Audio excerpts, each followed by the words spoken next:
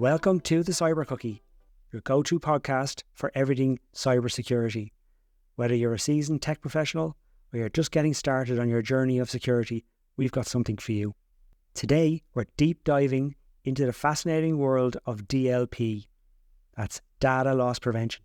We'll hear from an expert about the latest trends and threats, and we'll also share practical tips on safeguarding your personal and professional information. If you're hungry for knowledge and ready to sink your teeth into the world of cybersecurity, you've come to the right place. Before we get started, a quick request. If you enjoy our podcast, we'd really appreciate it if you could give us a follow or subscribe on your preferred podcast platform. If you like what you hear, give us a thumbs up or a 5-star rating. Your support goes a long way in helping us spread the word about digital security to a wider audience. Thank you for joining us today, and let's get started.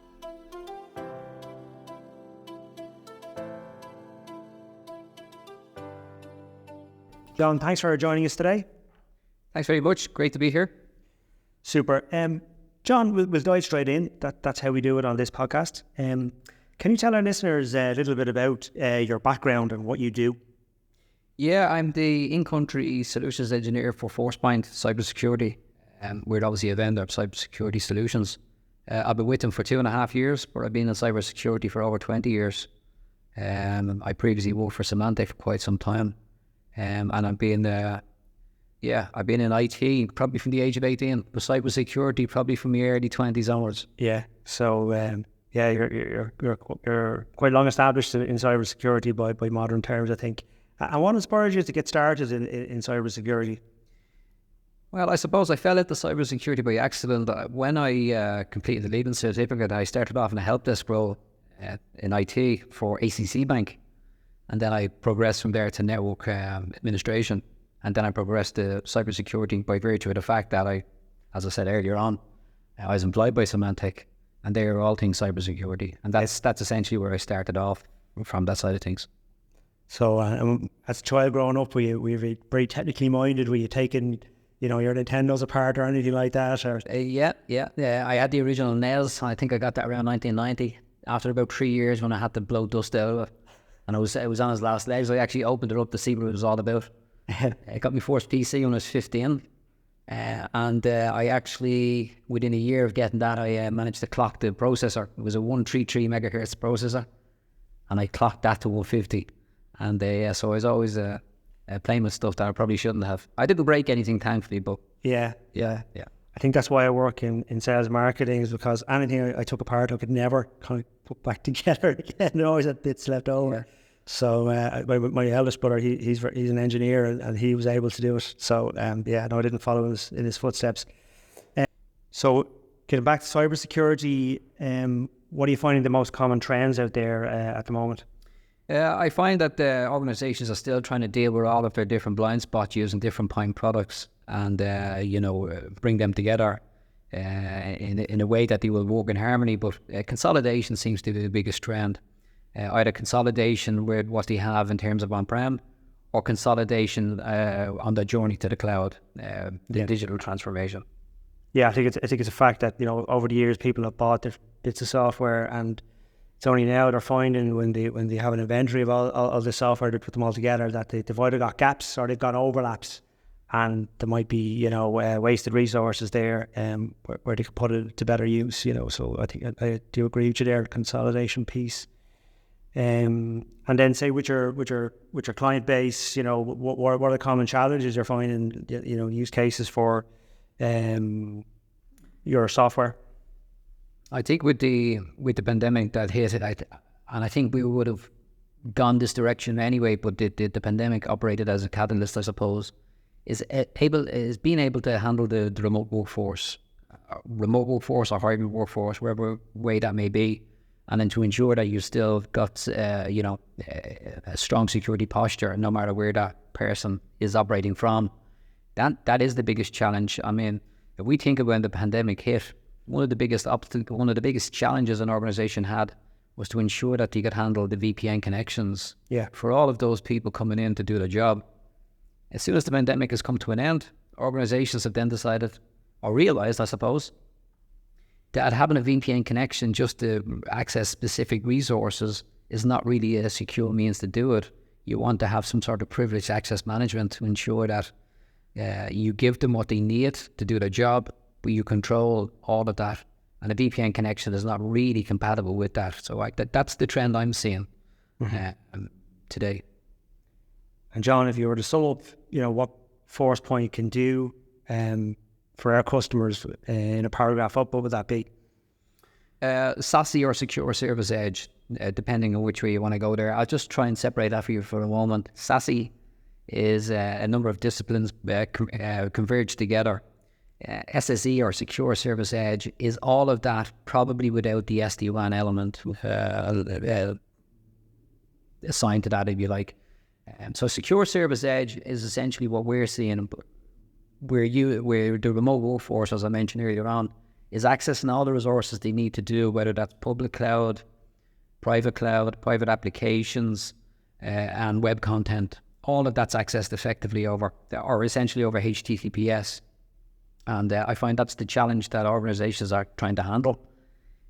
But the one challenge that they're trying to layer in over that is to ensure that they're able to have visibility and control of the data that's passing over that channel, regardless of whether those users are accessing cloud apps, private apps, web content. Yeah, no, I remember when we first met, Johnny came in to give us a talk on SASE nearly a year ago now, I think, and I have to commend you that the way you described it was very easy to understand from a non-technical and from a technical point of view.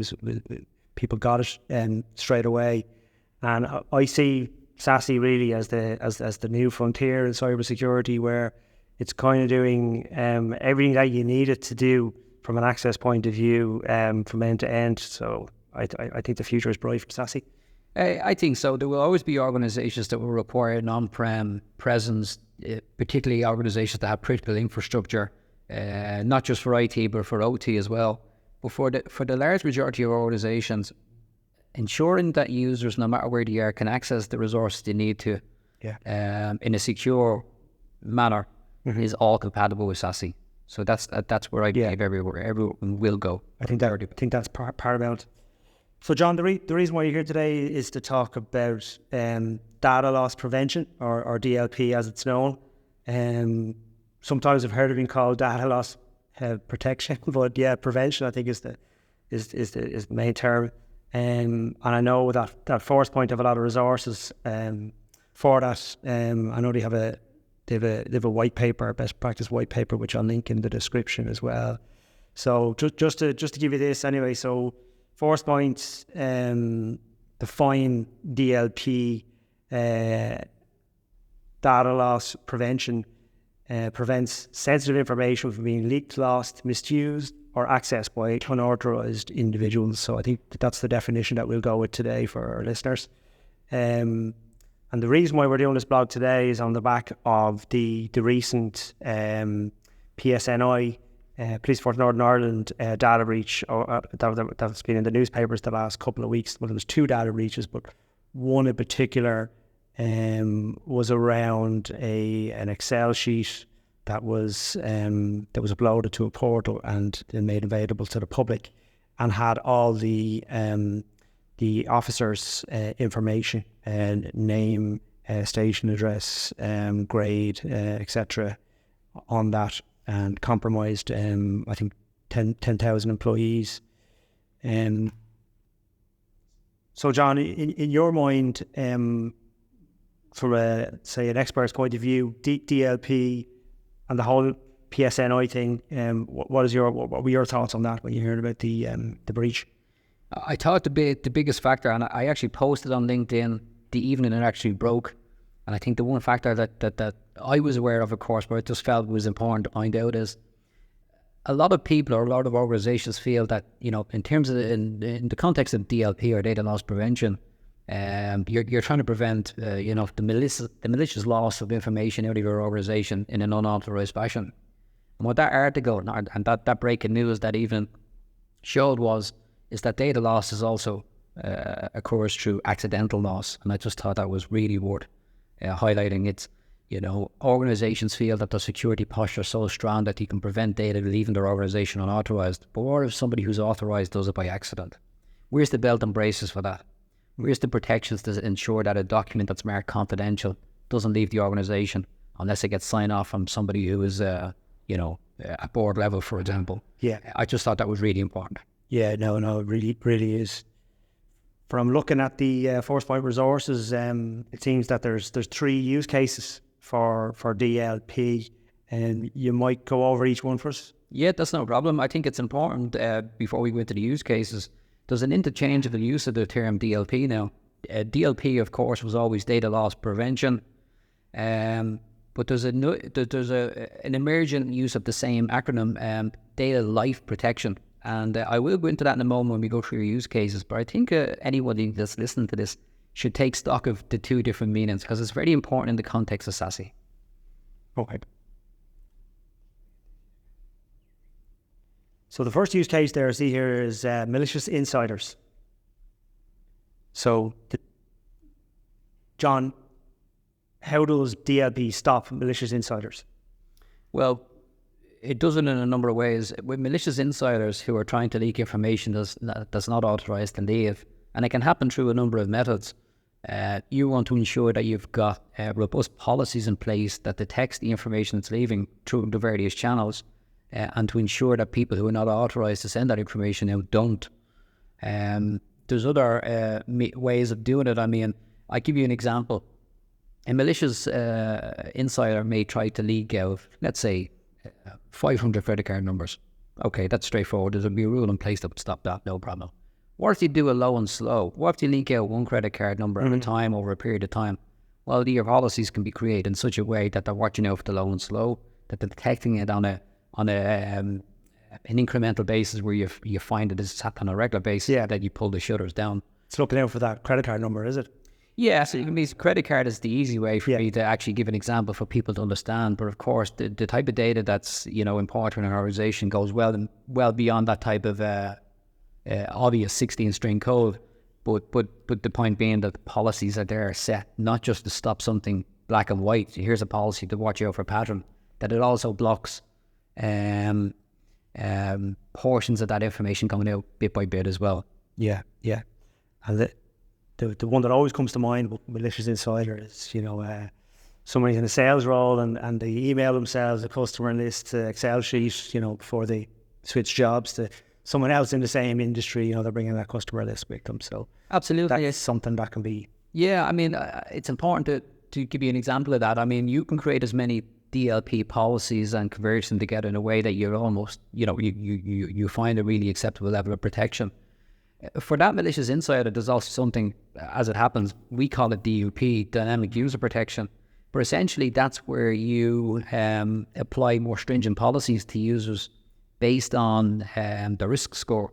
And that could be an automatic risk score, or that could be, how would you say, a manually configured risk score. And I'll just explain that. If somebody turns around, an employee turns around and gives her 4-week notice, you can immediately change their risk score up to, say, 70 over 100 or 80 over 100. And quite simply, the policies that would have ordinarily allowed them to do X, Y, and Z will actually pull those policies more stringent. Well, it's like applying social engineering to It's exactly to your scoring. Very good. Yeah, that's a good example there. The second use case is exfiltration or data exfiltration, the act of transferring data from a device inside your network to an outside destination. And I think one of the examples that comes to mind is the busy employee who decides to email something to their private account so they can work on something when they go home. I think that's a kind of a common use case. Yeah, absolutely. I mean, we've seen some very public examples over the years. I won't go into them individually, but anybody that pays attention to the news will find examples of where people in senior positions have been sending copies of stuff to themselves at home to do the work at home. Yeah. And then when you're trying to do an investigation, you're trying to find where that information is sitting and so on and so forth. But exfiltration of data, I mean, in simplistic terms, you think of all the different avenues in which I as a user would want to send something out of an organization for good or bad reasons. Mm-hmm. I mean, I can email it out over Gmail, I can print a PDF, I can print a paper, I can send to a USB drive, I can send to a spurious website, I could log into a third-party Office 365 tenant. so on and so forth. There's so many avenues of which I can get information out of an organization. And the organizations that I deal with are looking to cover off all of those obvious avenues, but also some of those blind spots. So exfiltration of information is a very tough task to complete for any organization that wants to protect their data. Yeah, very good. I think it depends on the data being exfiltrated as well. You know, you might have intellectual property information, login credentials, financial account numbers, PII, and other sensitive data as well. So it's a very important aspect of DLP. And then to move on to the final use case, which is negligence, and it probably comes down to that's where the PSNI one really was. But when somebody uploaded the information to the portal, to have the source data within the spreadsheet or wherever they were using, so you might give us a breakdown on negligence. Yeah, I think we don't know the full details of what happened in the PSNI situation. True. Two things we do know is that there was an example of an accidental loss of data, and then a few days later there was a report again on the BBC that back in June there was an example of data loss on a more malicious basis.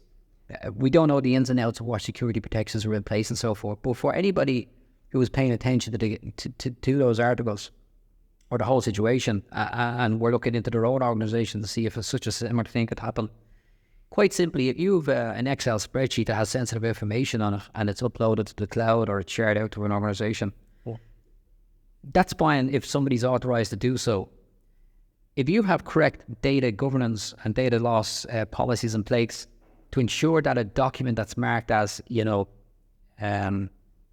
confidential, that it cannot be sent over certain channels. So even if somebody who is authorised to handle that information sends something out to the cloud and publicly shares it out to a number of people, you can have a simple policy in place that says confidential documents cannot be publicly shared. That's an example of a simple policy that ensures that somebody can't do something accidentally. I'll give you another example as well. I was involved in an amateur football club for over 20 years, and the governing body also had somebody working with the same name as myself. And you've probably seen it yourself when you're typing in somebody's name into the recipient section of an email. Yeah. And it auto-populates the name. That's but right. I was receiving mails at a time to myself that were also destined to somebody with the same name. And it happened on about... Or similar, John somebody else, yeah. I was able to give reassurance to those people that not only did he do it accidentally, but I was also working for a cybersecurity organisation at the time, so their information was safe and that I deleted it. But it just goes to show people are paying attention, they're busy in their day, and they're typing in the name of the person they intend to send it to and not realising it's going to somebody with the same name. Yeah, they got lucky it was going to you, John, Yeah. And you've got obviously high ethics because you work in cybersecurity. Yeah. So that's a good one. But I suppose with the PSNI, then a couple of days later, then the news broke that a laptop had been taken from a police vehicle, and that information had been compromised. In my head, I was like, why isn't that laptop encrypted? Yeah, I completely agree with you. The one thing that jumped out at me over that is a lot of our organizations are working on the basis that, yes, people are using laptops for remote working, but they're accessing cloud-based data, say OneDrive and so forth. Yes. So on one hand, you have to authenticate, you have to validate and authenticate to get into the laptop and get access to certain resources. I get that from a cloud point of view. But if the data is sitting on the hard drive, A, I was surprised that that's still going on today. And B, from my many years in cybersecurity and the organization I used to work for, endpoint encryption was something that was paramount for organizations. And endpoint encryption seems to have sort of disappeared off the landscape to an extent with organizations. They don't seem to encrypt their laptops from a physical point of view, from a hard drive point of view. And I was surprised that, on one hand I was surprised, on the other hand I could understand it. If an organisation goes to a cloud-first strategy and the data is not sitting on that hard drive, okay, I could probably understand the lack of encryption. But that does sound, on the face of it, like a situation where the data was actually held locally on that laptop. We don't know the facts 100%. Of course. We're just talking about the scenario. Yeah. Yeah, no, absolutely. So John, from a DLP software point of view, how does that tool work within the IT environment? Straight off the bat, I'd say two things. There's organizations that only want a DLP solution for compliance reasons. They want to tick a box to say we've got something in place that protects data, and they're happy enough with that. They don't want to commit the resources and the education that's required to actually handle a solution like that. A DLP solution of itself cannot be installed and walked away from, like other solutions, like an email solution. You can generally get it up to a certain level of configuration and everything works fine. A DLP solution must be attended to regularly. Why did I touch on that side of things? Because if you're going to take data loss and data life protection seriously, not only do you have to find a DLP solution, you also have to have a proper DLP strategy in place. And there's four main steps to it. First of all, you need to discover the data that you have. And all of the organizations just fail at that step straight off the bat. If you don't know where your data is, or you don't know what data you have, you're not really going to protect it. The second stage is classification. Having a classification policy or culture that any of that information that you discover is then subsequently classified, which is fine. And any new documents that are authored are classified on the fly, whether they're confidential, public, or just private or whatnot. Why is that important? Because if you classify all the data you discover and you classify all new documents that are created after the fact, you can then ensure that the policies you create prevent certain information going out where it's not supposed to go out. That seems straightforward enough, but if an organization is not going to consider that side of things, they're really leaving themselves wide open to a very, very expensive breach or a very expensive solution that's not going to do the job that they wanted to do.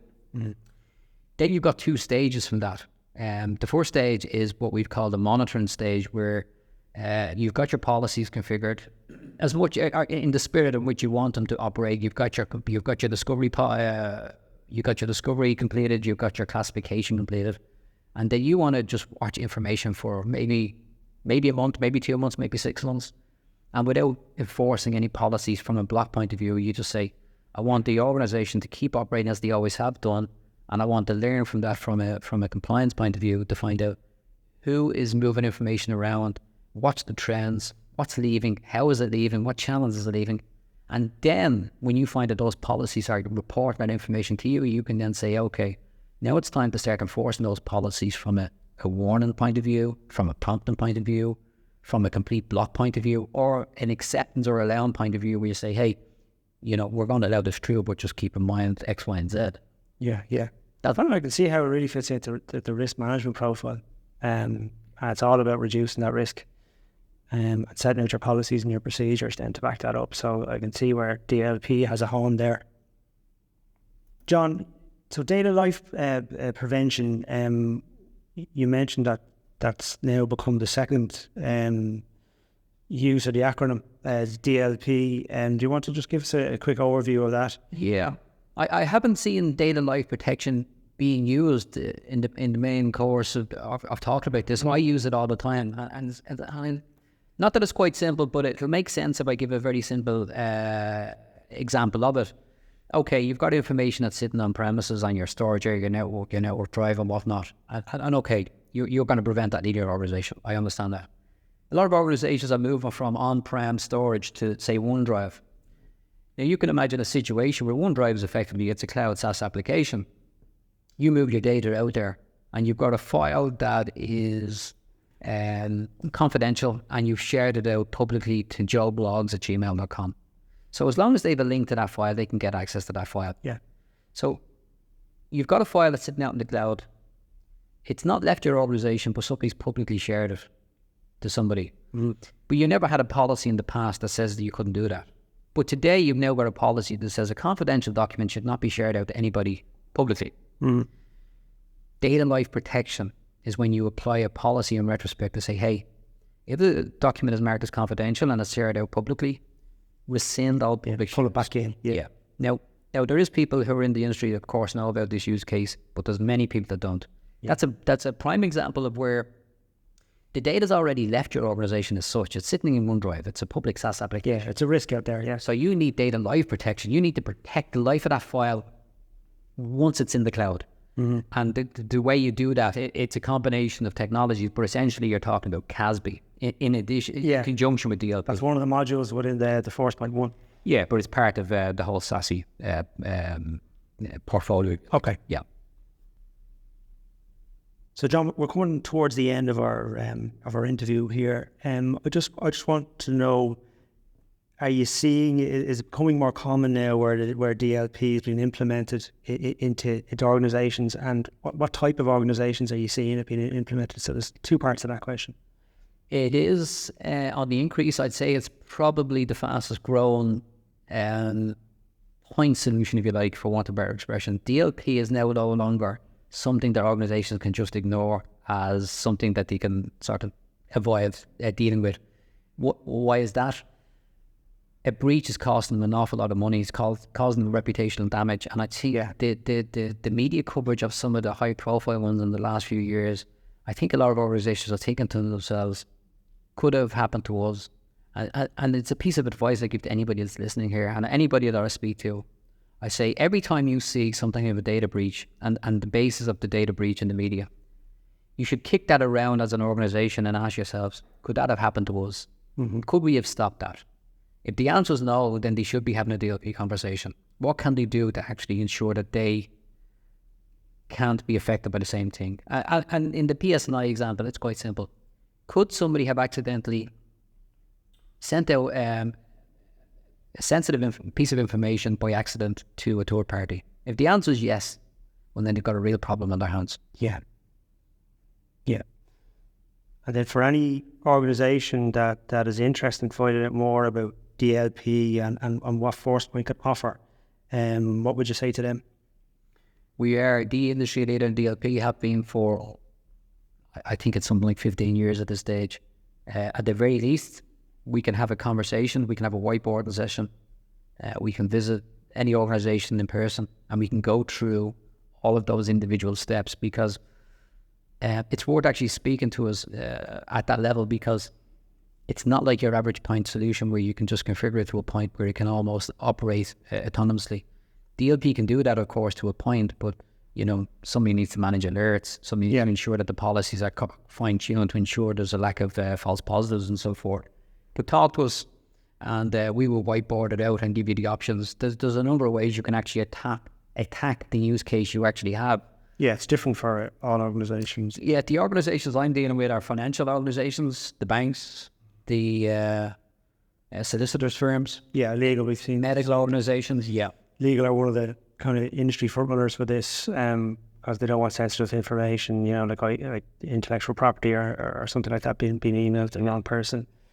Yeah, and we've seen that in-house ourselves. So, that's a very, very valuable offer, I think, John, for people to come and have a whiteboard session with you and break down the use case bespoke for that organisation. So that's fantastic. So, as I said earlier on in the interview, I'll link the resources in the description of the podcast, so you can get in touch with ComSec or through to Forcepoint directly via this podcast. So, John, thanks very much for coming to us today and shedding some important light on a very interesting topic, a newsworthy topic as well. So we can wrap it up there. Thanks, Sarah. Thanks for having me in today. It was great to talk to you.